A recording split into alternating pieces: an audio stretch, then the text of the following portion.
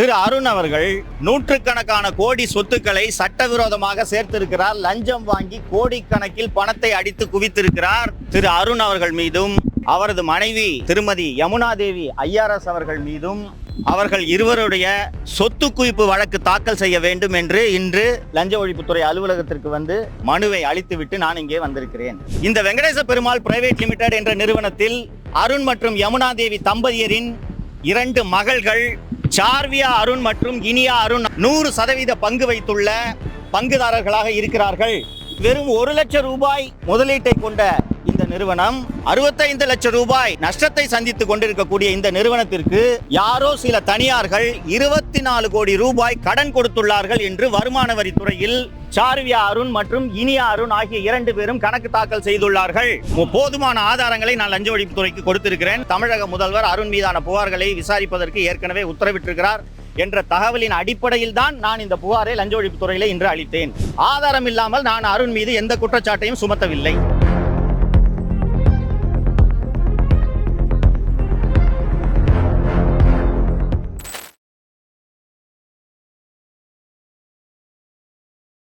லஞ்ச ஒழிப்புத்துறையின் இயக்குநராக இருந்த திரு அருண் அவர்கள் மீதும் அவரது மனைவி திருமதி யமுனா தேவி ஐஆர்எஸ் அவர்கள் மீதும் அவர்கள் இருவருடைய சார்வியா அருண் மற்றும் இனியா அருண் ஆகியோர் மீதும் சொத்து குவிப்பு வழக்கு தாக்கல் செய்ய வேண்டும் என்று இன்று லஞ்ச ஒழிப்புத்துறை அலுவலகத்திற்கு வந்து உயர் அதிகாரிகளை சந்தித்து மனுவை அளித்துவிட்டு நான் இங்கே வந்திருக்கிறேன். திரு அருண் அவர்கள் நூற்றுக்கணக்கான கோடி சொத்துக்களை சட்டவிரோதமாக சேர்த்திருக்கிறார். லஞ்சம் வாங்கி கோடிக்கணக்கில் பணத்தை அடித்து குவித்திருக்கிறார். சென்னை மாநகர காவல்துறை ஆணையராக இருந்தபோது ரவுடிகளோடு தொடர்பு வைத்துக் கொண்டு கட்ட பஞ்சாயத்தில் ஈடுபட்டிருக்கிறார். பணம் வாங்கி கொண்டு போலி என்கவுண்டர் என்ற பெயரில் கொலைகளை செய்திருக்கிறார்.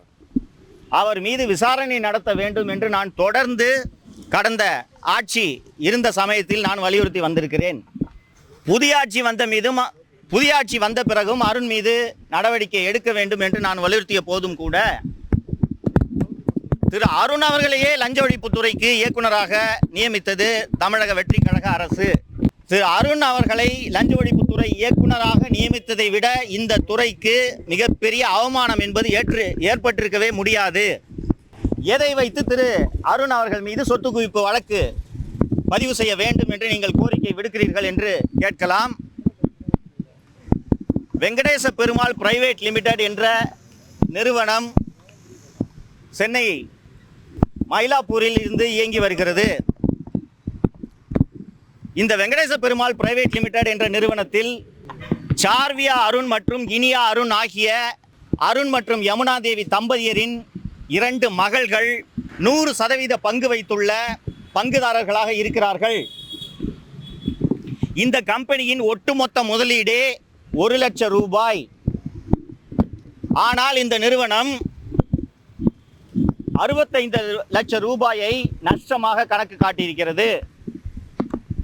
ஆனால் வெறும் 1 லட்சம் ரூபாய் முதலீட்டை கொண்ட இந்த நிறுவனம் 65 லட்சம் ரூபாய் நஷ்டத்தை சந்தித்துக் கொண்டிருக்கக்கூடிய இந்த நிறுவனத்திற்கு யாரோ சில தனியார்கள் 24 கோடி ரூபாய் கடன் கொடுத்துள்ளார்கள் என்று வருமான வரித்துறையில் சார்வியா அருண் மற்றும் இனியா அருண் ஆகிய 2 பேரும் கணக்கு தாக்கல் செய்துள்ளார்கள்.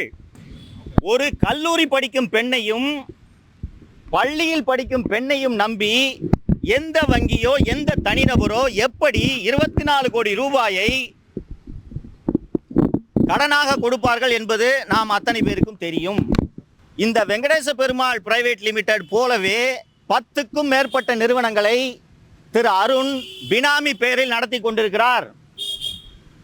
7 hills private limited, Perumal private limited என்று பல்வேறு நிறுவனங்களை திரு அருண் அவர்கள் பினாமி பெயரில் நடத்தி கொண்டிருக்கிறார்.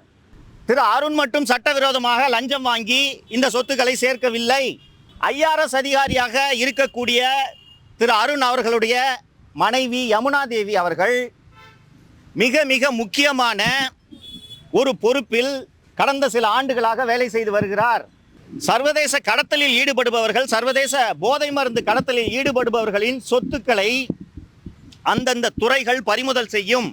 அப்படி பறிமுதல் செய்யப்படும் சொத்துக்களை விடுவிக்க வேண்டுமா வேண்டாமா என்ற தீர்ப்பாயத்தில் நீதிபதியாக திருமதி யமுனா தேவி கடந்த சில ஆண்டுகளாக பணியாற்றி வருகிறார். திரு அருண் அவர்களைப் போலவே யமுனா தேவியும் கோடிக்கணக்கில் லஞ்சம் வாங்கி சொத்துக்களை குவித்திருக்கிறார். திரு அருண் அவர்களுக்கு அவருடைய 2 மகள்கள் மட்டும் பினாமி அல்ல, ஜிடிஎம் என்கிற கௌதம் உள்ளிட்ட பலர் அருண் அவர்களுக்கு பினாமியாக இருந்து வருகிறார்கள். இவர்கள் அத்தனை பேரின் சொத்துக்களையும் பறிமுதல் செய்ய வேண்டும், முடக்க வேண்டும் என்பதைத்தான் நான் பல ஆண்டுகளாக வலியுறுத்தி கொண்டிருந்தேன். இன்று பல்வேறு வலியுறுத்தல்களுக்கு பிறகு திரு அருண் அவர்களை தமிழக முதல்வர் அவர்கள் லஞ்ச ஒழிப்புத்துறையிலிருந்து மாற்றி ஊனமாஞ்சேரி காவலர் பயிற்சி கல்லூரியில் கூடுதல் இயக்குநராக நியமித்திருக்கிறார். இப்போது லஞ்ச ஒழிப்புத்துறை திரு அருண் அவர்கள் மீதும் திருமதி யமுனா தேவி அவர்கள் மீதும் ஜிடிஎம் என்கிற கௌதம் மீதும் அருண் அவர்களுடைய மகள்கள் இனியா அருண், சார்வியா அருண் ஆகியோர் மீதும் லஞ்ச ஒழிப்பு சட்டம், சட்டவிரோத பணப்பரிமாற்ற சட்டம் ஆகியவற்றின் கீழ் வழக்கு பதிவு செய்ய வேண்டும் என்று தமிழக லஞ்ச ஒழிப்புத்துறை இயக்குநருக்கு மட்டுமல்லாமல் திருமதி யமுனா தேவி அவர்கள் ஐஆர்எஸ் அதிகாரியாக மத்திய அரசு பணியில் இருப்பதால் சிபிஐ என்ற மத்திய புலனாய்வுத்துறை, மத்திய நிதித்துறை, மத்திய உள்துறை செயலாளர் ஆகியோர் உடனடியாக இதில் தலையிட்டு நடவடிக்கை எடுக்க வேண்டும். திருமதி யமுனா தேவி மற்றும் திரு அருண் ஆகியோர் பணி இடைநீக்கம் செய்யப்பட வேண்டும் என்ற கோரிக்கையோடு இந்த புகார்களை அவர்களுக்கும் தபால் மூலமாக அனுப்பியிருக்கிறேன். இன்று லஞ்ச ஒழிப்புத்துறையிலே நான் சந்தித்த உயரதிகாரிகள் இதன் மீது நடவடிக்கை எடுக்க அரசுக்கு பரிந்துரை செய்வதாக தெரிவித்துள்ளனர். கொஸ்டின்ஸ் எதுவும் இருக்கா? தொடர்ச்சியாகவே நீங்க புகார் சொல்றீங்க, ஆனா இது வரைக்கும் நடவடிக்கை எடுக்கல. ஆனா அவருக்கு மேலும் அரசு பதவி கொடுத்தாங்கல்ல, தொடர்ச்சியாக கம்ப்ளைண்ட் இருக்குமா கூடுதலாக கொடுத்துட்டே இருக்காங்க? இல்லை, கொடுத்துட்டாங்க. ஏற்கனவே அவர் லஞ்ச ஒழிப்புத்துறையின் இயக்குநராக முக்கியமான பதவியில் இருந்தார். இங்கே வந்தும் அவர் நேர்மையாக பணியாற்றவில்லை. திமுக அமைச்சர்கள் ஏவா வேலு மற்றும் சேகர்பாபு போன்றோர் மீது பதிவு செய்யப்பட்ட வழக்கு குறித்த தகவல்களை வெளியே கசிய விட்டு திமுகவுக்கு விசுவாசமாக இருந்தார். ஆனால் தமிழக முதல்வர் உடனடியாக தலையிட்டு அவரை இந்த பதவியிலிருந்து மாற்றியது எனக்கு கண்டிப்பாக நடவடிக்கை எடுக்கப்படும் என்ற நம்பிக்கையை ஏற்படுத்தியது. சார், இந்த குற்றச்சாட்டு வச்சிருக்கீங்க, இதுக்குண்டான முழு ஆதாரத்தை கொடுத்திருக்கீங்களா? போதுமான ஆதாரங்களை நான் லஞ்ச ஒழிப்புத்துறைக்கு கொடுத்திருக்கிறேன். நான் ஒரு தனி நபர். நான் லஞ்ச ஒழிப்புத்துறை மற்றும் சிபிஐ போன்ற ஏஜென்சிஸ் தான் இதற்கு தேவையான தரவுகளை சேகரித்து நடவடிக்கை எடுக்க வேண்டும். சார், இதுக்கு அவங்க என்ன சார் சொன்னாங்க?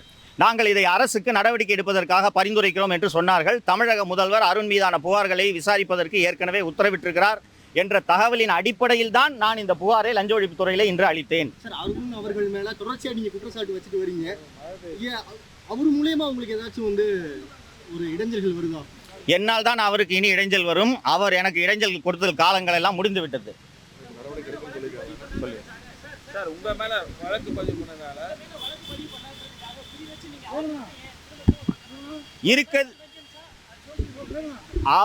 அவர் செய்த ஊழல்களை நான் வெளிப்படுத்திய காரணத்தால் மட்டுமே அவர் என்னை குறிவைத்து பல்வேறு வழக்குகளை என் மீது பதிவு செய்தார். அவர் மீது இருக்கும் ஊழலுக்கான ஆதாரங்களை நான் இப்போது லஞ்ச ஒழிப்புத்துறையிலும் அளித்திருக்கிறேன். தொடர்ந்து விசாரணை அதிகாரிகள் என்னிடம் விசாரணை செய்தாலும் நான் அளிக்க தயாராக இருக்கிறேன். ஆதாரம் இல்லாமல் நான் அருண் மீது எந்த குற்றச்சாட்டையும் சுமத்தவில்லை. தேங்க்யூங்க சார். தேங்க்யூ.